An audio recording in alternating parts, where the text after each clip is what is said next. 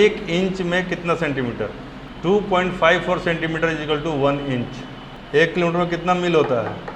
1 kilometre में कितना मील होता है? हाँ, मील 3 मील। देखिए, अच्छा उल्टा नहीं हो सकता है, पूछ नहीं सकते हैं। मान लीजिए 1600 मीटर बराबर 1 मील होता है। कितना होता है? 1 मील। और 1000 मीटर बराबर 1 किलोमीटर होता है ना। तो हम उल्टा नहीं पूछ सकते हैं। 5, अब बताओ तुम, 5 मील बराबर कितना किलोमीटर? 5 मील बराबर कितना? अब तो आसान हो गया। इसमें देखिए, ये जो कन्वर्जन टेबल है ना, इसमें कोई दिक्कत ही नहीं है। दिक्कत क्या है? यहाँ ब्लॉक बना हुआ है। ये घुस हमको कैसे याद हो जाएगा? हम तो आर्ट्स के विद्यार्थी हैं, साइंस कैसे समझ में आ जाएगा? अरे हम तो आर्ट्स का भी सुपर आर्ट्स का विद्यार्थी हैं। हमने तो संस्कृत से एमए किया हुआ है, हिस्ट्री से पीएचडी किया हुआ। तो कहने का मतलब है कि क्या आप हमको ये नहीं समझ में आ रहा है? तो रॉकेट साइंस है। तो हम सवाल क्या पूछे आपसे? किलोमीटर। तो 8 किलोमीटर, 5 मील बराबर 8 किलोमीटर, यानी 5 मील चले तो 8 किलोमीटर चलोगे। ठीक है। 1 इंच में कितना सेंटीमीटर होता है? तो 254 सेंटीमीटर में कितना इंच होगा? आप लोग मत बोलिएगा। 254 सेंटीमीटर में कितना इंच होगा? इसी को वैज्ञानिक टेम्परामेंट, हमको पढ़ाना कुछ नहीं है, टेम्परामेंट आपका वैज्ञानिक बना देना, आप सब समझ में आते हैं। होगा 100 होगा। ठीक है, हुआ ना? आप एग्री करती हैं? सहमत? आप क्या कर रही हैं? कैलकुलेशन? मेंटल मैपिंग करो। इसमें कैलकुलेशन क्या करना है? कल जो उतना मैथ बनाया हम लोग कि v² + u² और वो करके 2as, उतना करने की जरूरत थी क्या? सीधे फेंके ऊपर, मालूम चला कि वो 9.8 का रिटार्डेशन हो रहा है, 9 पॉइंट से नीचे खींच रहा है, तो उसको आधा में जाने के बाद ये बोला बेटा वापस आ जाओ। यदि कोई नहीं रहता तो 9.8 तक जाता हो क्या? तो लेकिन हम मैथमेटिकली बताए कि ऐसे हो सकता है, लेकिन करने के लिए तो परीक्षा हॉल में तो आदमी बोले क्या इतना मेहनत करेंगे, 4.9 मारो ना आगे बढ़ो। उसमें एक आध बार गलती भी हो जाएगी, क्योंकि कुछ न कुछ टाइम है रहता है। ठीक है। टेम्परामेंट वैज्ञानिक बनाइए।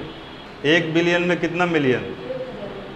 ये सवाल कई बार हम पूछे हैं, लेकिन आप लोग फिर वहीं खड़े मिलते हैं, वही झंडा लेके।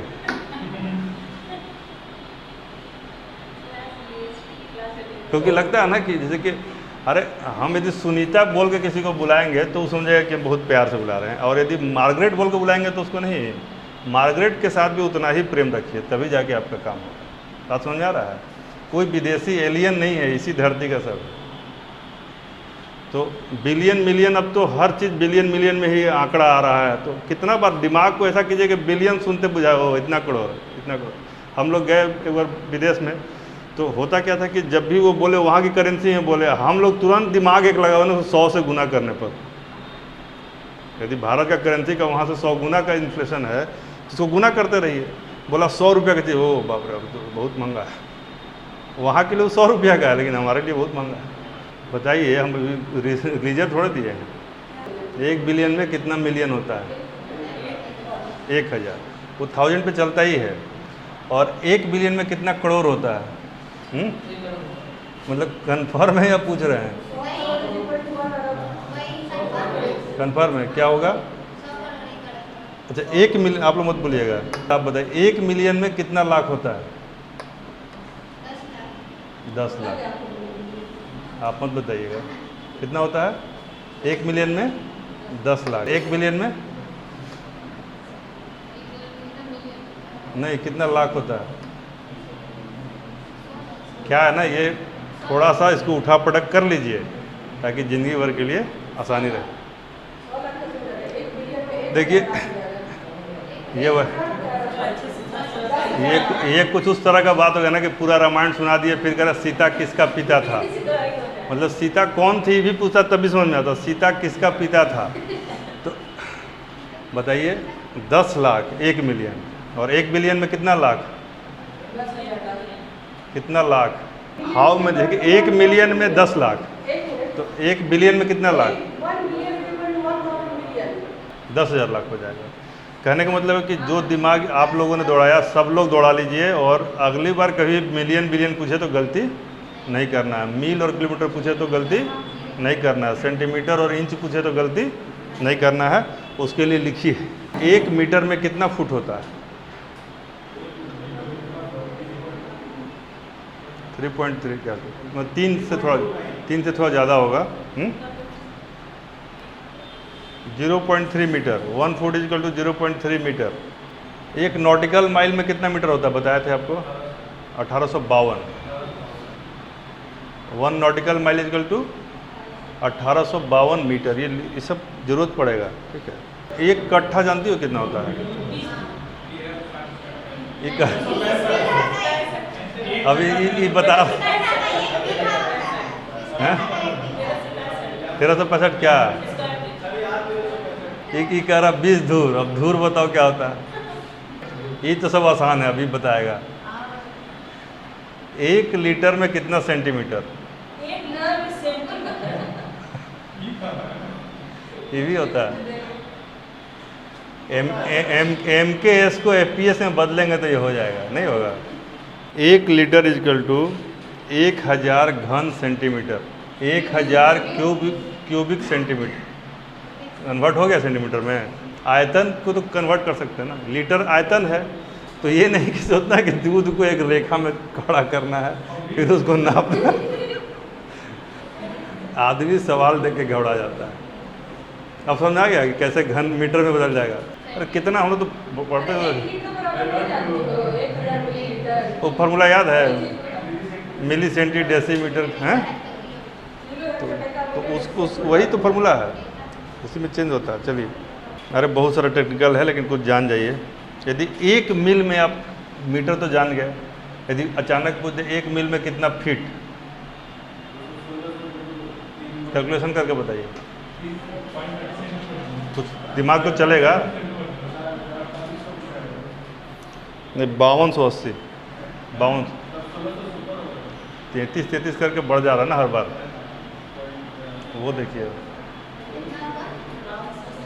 5280 फीट। 1 मील बराबर 5280 फीट। नहीं तो ऐसा लगेगा कि 40-45 तो होगा। यदि ऑप्शन में 45-46 और देगा ना तो वही मार देगा, नहीं मार देगा। गज, यार्ड सुना ना, यार्ड स्टिक है। इतना बड़ा यार्ड स्टिक होता है। तो 1 यार्ड बराबर कितना फीट? 1 गज में कितना फीट? 5280। 1 मील बराबर 5280 फीट। 1 फुट में कितना इंच होता है? 12 इंच। और 1 गज में कितना फुट? 1 गज में कितना फुट? देखिए गज जो है ना, मीटर में जैसे कि आपको 3.33 हो जाता है, और गज में एग्जैक्टली मैच कर जाता है। यही ध्यान रखिएगा। 3 फीट बराबर 1 गज। एग्जैक्टली 3 फीट बराबर 1 गज। आदमी जो 1 पाँव लेता है नॉर्मल आदमी, तो 1 यार्ड का होता है। एक बार यदि कदम चलते हैं 1 यार्ड। गज मतलब यार्ड, हाँ 22 यार्ड का होता है। कितना? थोड़ा बढ़ जा रहा है मीटर में। 1 गज बराबर 3 फुट। 1 मील बराबर 5280 फुट, ठीक है। और -40 डिग्री फ़ारेनहाइट बराबर -40 डिग्री सेंटीग्रेड। यानी यह वह टेम्परेचर है जहाँ दोनों जाके इक्वल हो जाता है। और 32 degree Fahrenheit is equal to how many centigrade? 32 degree Fahrenheit 0 degree. इसका फॉर्मूला है, लेकिन आर्ट्स के विद्यार्थी इसको रट जाएं, ज़्यादा दिमाग न लगाएं। इसमें बहुत सारा चेंजेज हैं इंच को फुट में, तो थोड़ा सा आप लोग इससे खेल लीजिएगा। बहुत सारा है, करेंगे तो मोनोटोनस हो जाएगा। हम अभी बताएंगे तो मोनोटोनस हो जाएगा। इसको आगे बढ़ाया जाए, मतलब आपको कन्वर्जन टेबल्स को थोड़ा देख लेना है। नेट पे तो और ज़्यादा उपलब्ध है। तो क्या करना है, कैसे अपने से सवाल करना है। 1 हेक्टेयर में कितना मीटर होता है? हाँ, हेक्टेयर देख लीजिएगा। फरलांग बत एरिया वो तो ठीक है। देखिए, एक कट्ठे का तो हो गया 1365 स्क्वायर मीटर, और 20 कट्ठे का हो गया 1 बीघा, 32 कट्ठे का 1 एकड़, ठीक है ना, 1 एकड़। तो ये कन्वर्जन क्या है ना, खुद उत्सुकता से कीजिएगा, मज़ा आएगा, थोड़ा सा इसको कर लीजिएगा। 10 टू द पावर 4, 1 हेक्टेयर बराबर क्या होता है, 10 टू द पावर 4 वर्ग मीटर। हेक्टेयर में 10 टू द पावर 4 और एकड़ में 10 टू द पावर 2।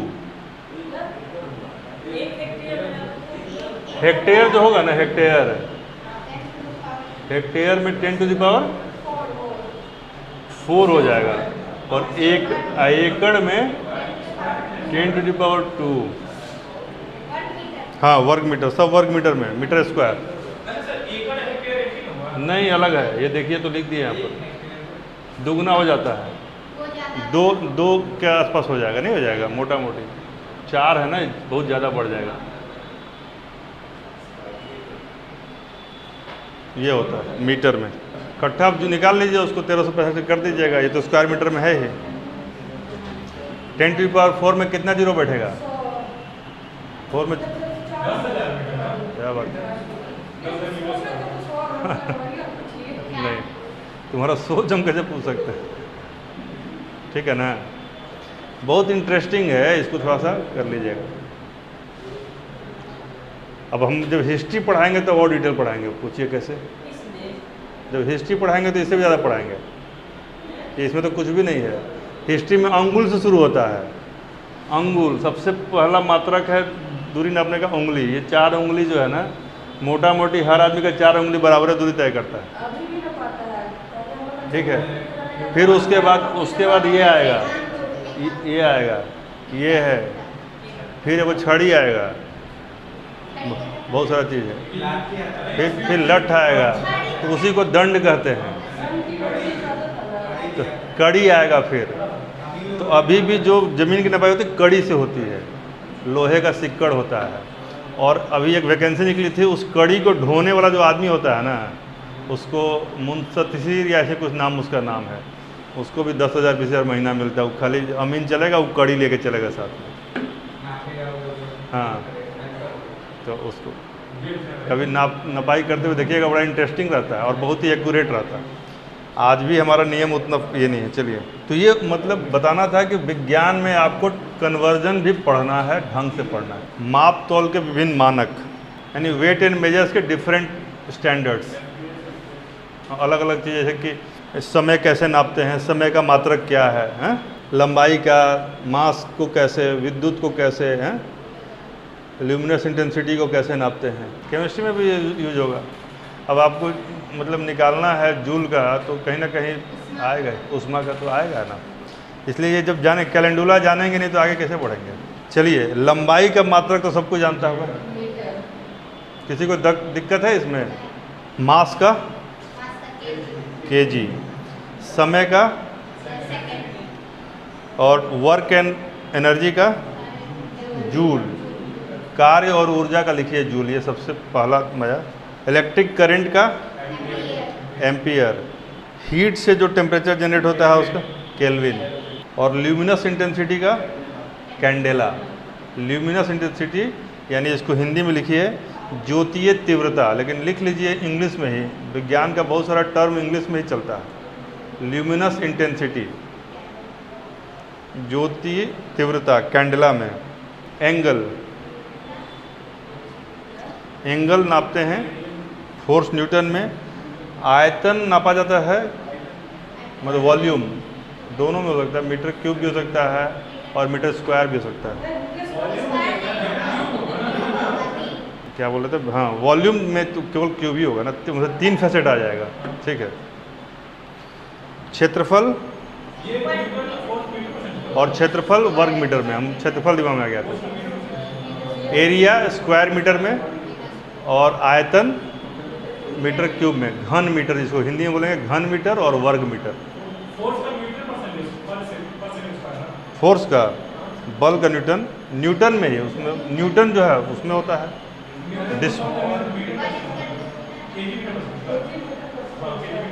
केजी हो जाएगा बेसिकली। उसके लिए कैपिटल एन आता है, जो उसका मात्रक है वो क्या है पूछेगा, जवाब देना है capital N, that is Newton.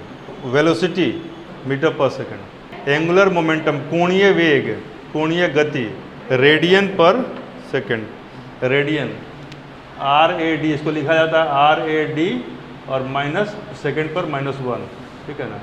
दाब को नापते हैं किस में, पास्कल में, प्रेशर को पास्कल में।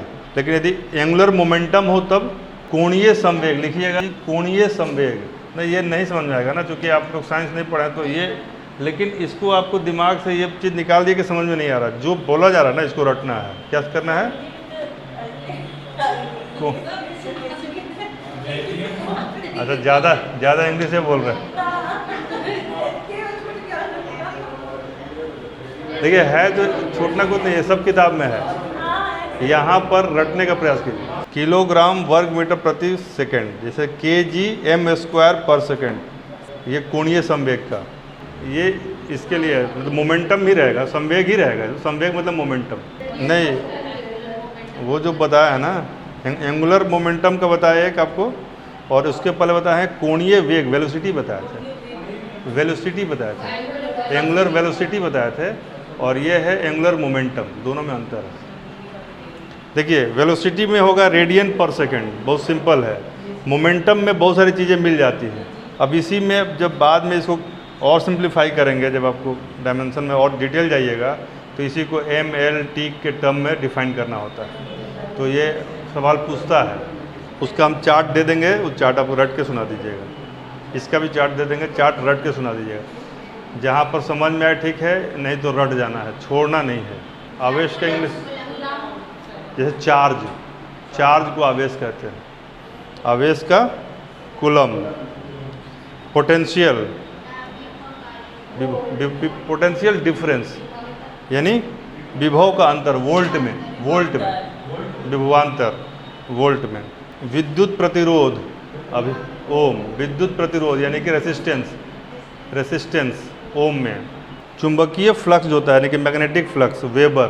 ल्यूमिनस फ्लक्स जो होता है, ल्यूमिनस फ्लक्स को कहते हैं ल्यूमेन, उसका मात्रक है ल्यूमेन। और वेव लेंथ एंगस्ट्रॉम, हाँ, तरंग दैर्ध्य बोलते हैं, तरंग दैर्ध्य यानी वेव लेंथ होगा एंगस्ट्रॉम। ठोस कण को यदि नापना हो तो किसी में नापेंगे, ठोस कण यानी सॉलिड पार्टिकल के नापने का मात्रक क्या होता है। ठोस के अंदर कोण बनता है ना, जैसे कोई चीज़ है, ग्लोब है, काटे उसको तो उसके अंदर ही मल्टीपल कोण बनता है। पृथ्वी का जो क्रॉस सेक्शन लेते हैं, क्रॉस सेक्शन का जो एंगल होता है उसको ठोस कोण बोलते हैं, स्टेरेडियन बोलते हैं उसको। एक बार सवाल पूछा था BPSC में कि सेक्सटेंट क्या होता है, sextant, what is sextant. Sextant से ऊंचाई नापते हैं। भूकंप का पता लगाने के लिए किस एपरेटस का यूज़ करते हैं, सिस्मोग्राफ। और उस स्केल को क्या कहते हैं, रिक्टर स्केल, ठीक है। चलिए, तो बहुत सारे ऐसे यंत्र हैं, कुछ लिख लीजिए। यदि हवा का भार और घनत्व पता करना हो, एरोमीटर, एरोमीटर।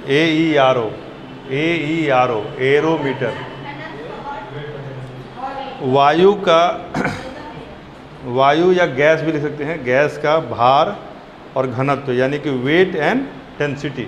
तुम बताओ, सबसे एक सवाल पूछेंगे, देखते हैं बता पाता कि नहीं। हवाई जहाज उड़ रहा है, तो उड़ता हुआ हवाई जहाज क्या नापना है, ऊंचाई, तभी ना पता चलेगा। अल्टीमीटर, अल्टीट्यूड से ही होता है, अल्टीमीटर। उड़ते हुए हवाई जहाज का ऊंचाई।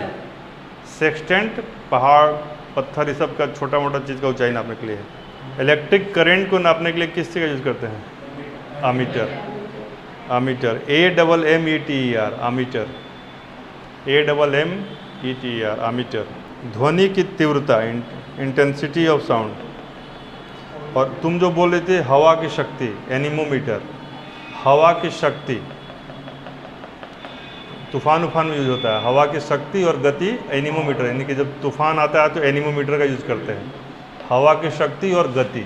देखिए बैरोमीटर बहुत बार पूछा जाता है, हवा का प्रेशर, ये भी तूफान में यूज होता है। बैरोमीटर से एयर प्रेशर, एटमॉस्फेरिक प्रेशर।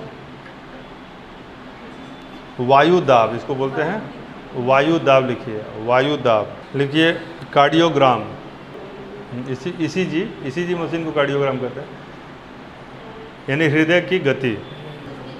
ये जो ऐसे ऐसे बनता है ना ईसीजी, यही सीधा हो गया तो आदमी सीधा हो जाता है। डॉक्टर से बोला था जैसे कि जो आदमी इस पर रहता है वेंटिलेटर वगैरह पे, तो यही चलता रहता है, और जब ये रुक जाएगा तो डेथ सर्टिफिकेट बना देगा। आड़ी तिरछी लाइनें ठीक होती हैं, जो बहुत कुछ सीधा नहीं ठीक होता, नहीं सीधा हो गया तो आदमी। समस्या से घबराते हो क्या तुम? अच्छा, ऐसा कोई है जिसको समस्या नहीं है? हैं? नहीं है।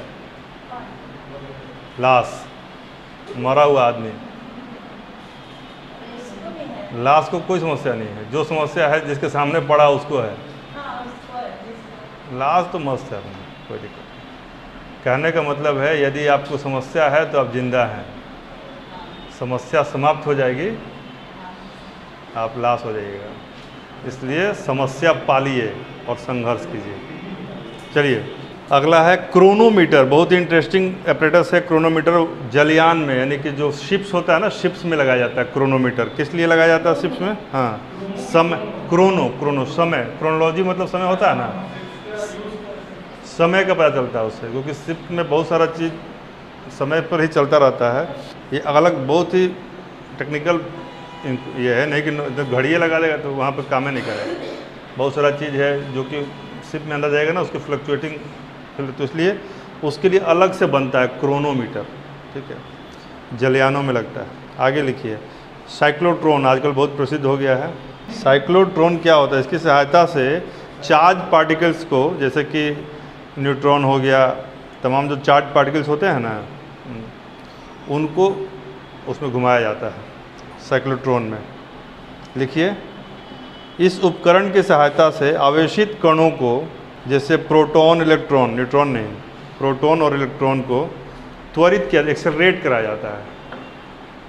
जो हम लोग लार्ज हाइड्रोजन कोलाइडर था ना, उसमें यूज़ किए थे। By the help of this instrument charge particles like proton and neutron is accelerated. Any doubt? आगे बढ़िए। Dictaphone, Dictaphone, DICTA, डिक्टा PHONE।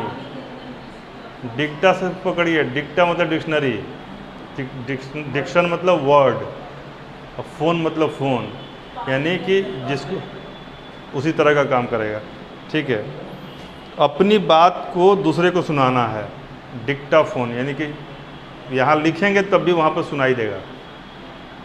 एक एंड पे टाइप होगा और एक एंड पर वॉइस जाएगा, दैट इज डिक्टाफोन। डिक्टेट करने के लिए फ़ोन, ऐसे तो मोबाइल उठाए यहाँ के बाद वहाँ बोल दिए, लेकिन Dictaphone which is get transcripted, जो ट्रांसक्रिप्ट है वहाँ पर ऑडिबल हो जाता है। फैदोमीटर बहुत इंपॉर्टेंट है, पहले सुने होंगे।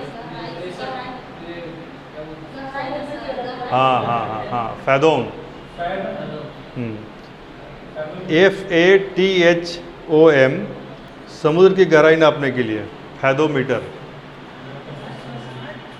FATHOMETRE, फैदोमीटर, गहराई का पता।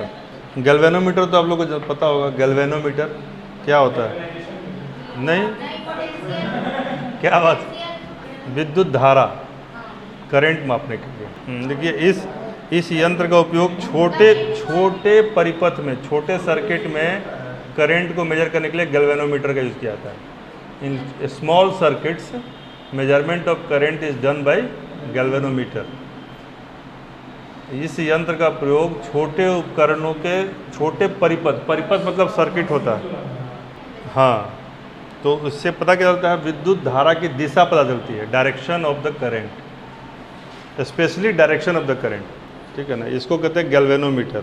एक होता है हाइड्रोमीटर, हम इंपॉर्टेंट लिखा रहे हैं, बहुत सारा है लेकिन इंपॉर्टेंट लिखिए हाइड्रोमीटर।